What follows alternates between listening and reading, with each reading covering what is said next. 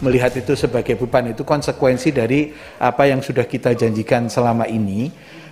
Yang mungkin sering ditafsirkan beban itu adalah karena kita menggunakan PSYugo, Pak, di mana orang di masa lalu yang hidup sampai sekarang menerima pensiun sekarang ini kan yang harus bayarkan orang-orang yang sekarang. Jadi ini intergenerational shifting dari beban ini yang harus kita pikirkan lebih lanjut. Apakah ini sudah adil atau belum, dan kemudian ke depan bagaimana kita membuatnya lebih adil lagi. Makanya pemikiran untuk fully funding, di mana orang yang bekerja hari ini menyiapkan untuk pensiun dirinya sendiri, itu yang sedang diupayakan untuk kita develop ke depannya. Fully funded bagi pensiunan ASN masih terus digodok pemerintah. Jika merujuk pada skema ini, aparatur sipil negara diperkirakan akan mendapatkan dana pensiun sebesar 1 miliar rupiah.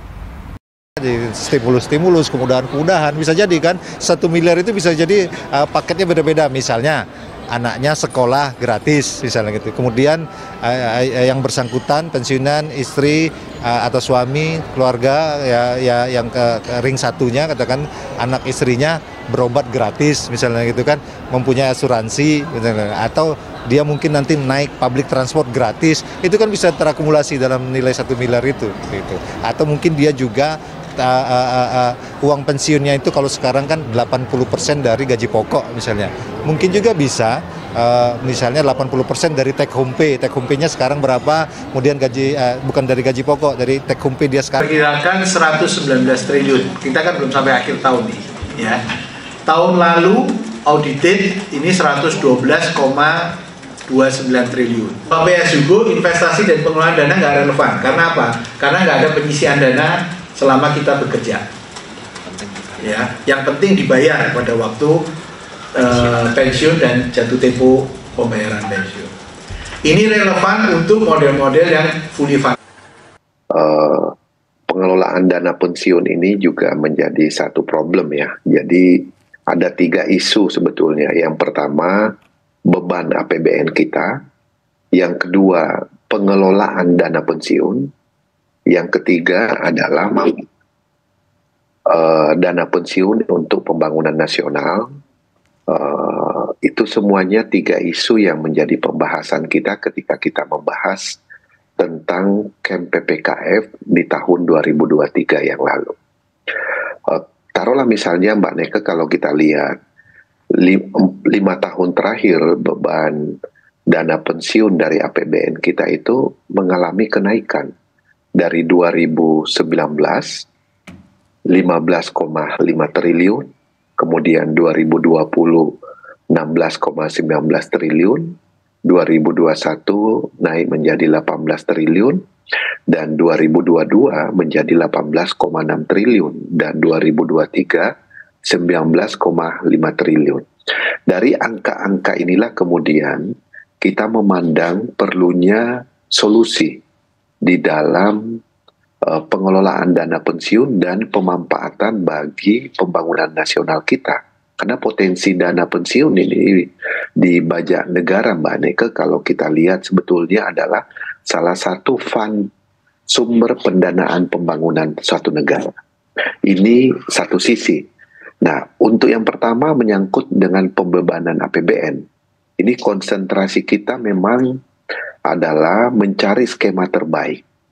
Skema terbaik yang kira-kira potensi pembebanannya tidak terus mengalami peningkatan di APBN. Karena ruang fiskal kita di APBN itu sangatlah sempit, Mbak Neke, karena mandatory spending kita cukup banyak ya, termasuk di pendidikan dan kesehatan, serta beberapa kewajiban yang memang tidak bisa dihindari setiap tahun dalam alokasi di APBN kita.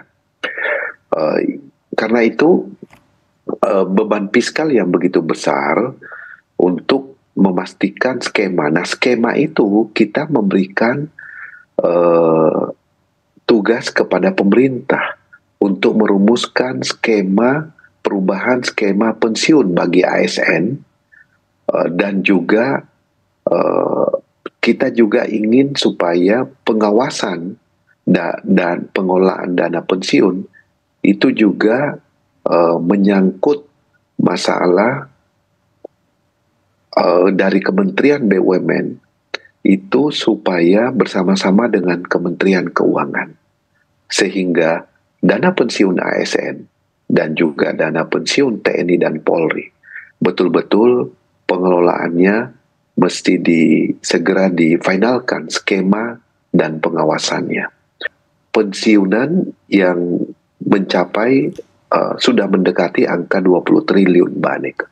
Nah, karena itu kita juga bicara tentang manfaat program pensiunan wajib yang bersumber dari misalnya Asabri, dari Taspen, bagi para pensiunan. Karena itu juga perlu memastikan jaminan hari tua, jaminan kematian, jaminan kecelakaan, dan jaminan pensiunan betul-betul yang dibayarkan setiap tahun akan memberikan dampak positif bagi para ASN, TNI, dan Polri. Ini semua menjadi isu utama kita, karena itu kita tunggu usulan dari pemerintah. Seperti apa skema yang diusulkan pemerintah setelah nanti pengawasan pengelolaannya dikembalikan dari Kementerian BUMN kepada Kementerian Keuangan, lalu kemudian manfaat yang didapatkan oleh para pensiunan, dan yang ketiga yang tidak kalah penting adalah pengelolaan yang bisa memberikan impact terhadap sumber pendanaan pembangunan nasional. Itu Mbak Aneka. Ini adalah sesuatu yang sangat penting, dan kalau kita mau jujur sebetulnya, kalau banyak sekali salah satu opsi pembiayaan infrastruktur yang bersumber dari dana pensiun sebenarnya sangatlah diperlukan, dan itu kemudian kita mengharapkan salah satu pembiayaan infrastruktur kita berasal dari non-APBN adalah dana pensiun. Nah, dana pensiun merupakan dana jangka panjang, Mbak Aneka, sehingga itu cukup menjanjikan dan sangat baik untuk diinvestasikan pada pengembangan infrastruktur kita. Jadi kita, negara tetangga kita juga seperti Singapura, pengelolaan dana pensiunnya itu 5 kali, kalau dari segi kuantiti 5 kali lebih besar daripada dana pensiun Indonesia saat ini. Padahal jumlah pensiunannya itu jauh lebih kecil dibanding pensiunan ASN, TNI, Polri di Indonesia.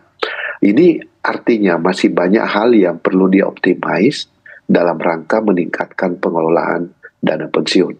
Dan kalau nanti bisa memberikan hasil pembangunan infrastruktur, kalau diinvestasikan pada pembangunan infrastruktur, maka tentu akan menghasilkan return. Nah, dari return itu, Mbak Aneka, nanti bisa meningkatkan optimalisasi manfaat bagi para pensiunan. Nah, ini sekali lagi kita perlu tentu kehati-hatian ya, prudent di dalam pengelolaannya dan pilihan-pilihan investasi. Tetapi